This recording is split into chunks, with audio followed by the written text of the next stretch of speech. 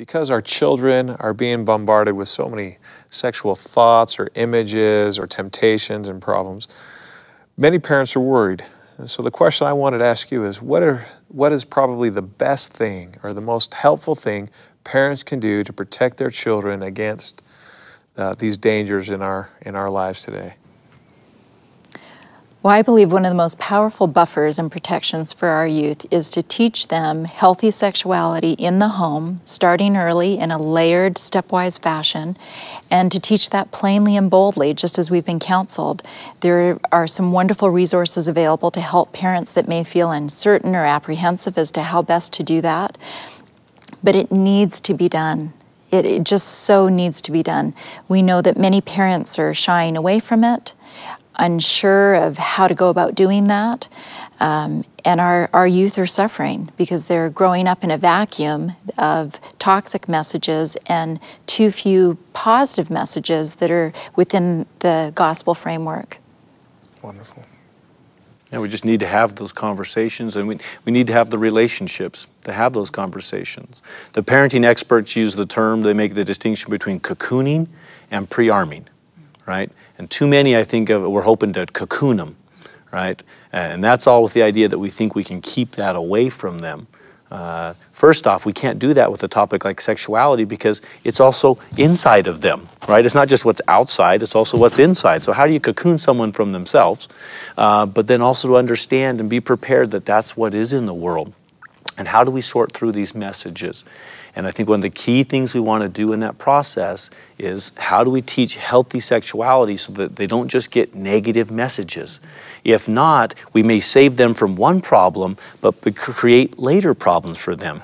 It's if they, it helps them avoid pornography in their teenage years, but then if they can't talk to a spouse about sexuality in their marriage years, we want to have that healthy sexuality approach, so then the negative things that we're trying to save them from or help them with, they understand it. They understand that it's a counterfeit to what they really need. Right. And Ben, we also know that children who have stronger relationships with parents, siblings, where they're more satisfied with the relationships in their lives, they are at less risk for problems with pornography, with immorality.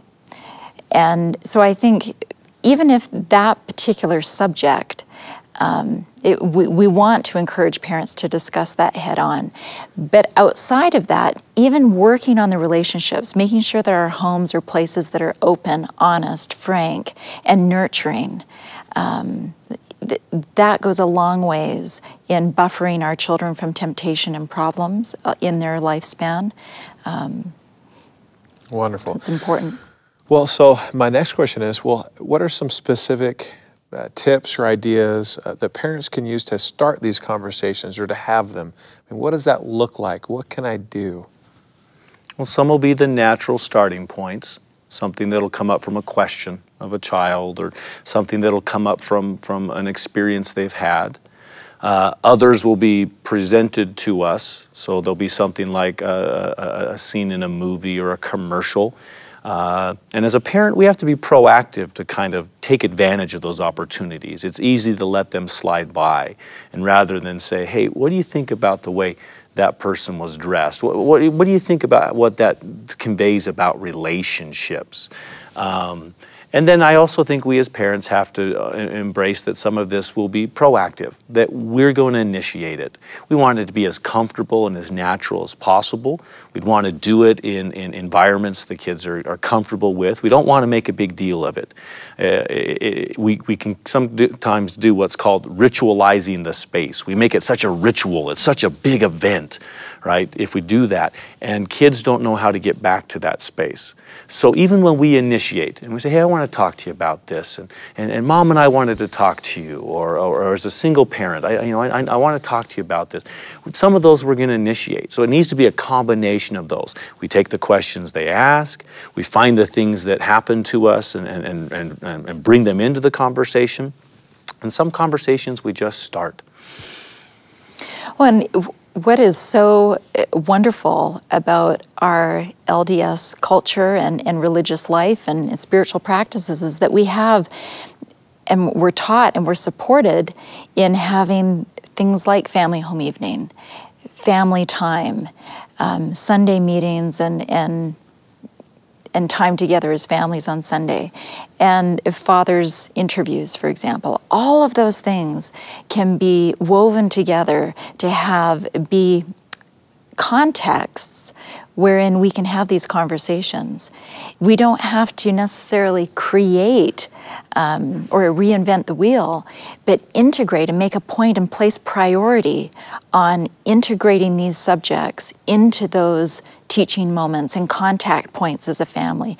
And then there's all the casual ones, just as Jason was saying, over the dinner table, out playing a sport together, camping together, and something comes up and we discuss it. Or a news story. In our family, we like taking a news story that's been big that week and discuss it and clarify our own values and where each of our family members stands on something.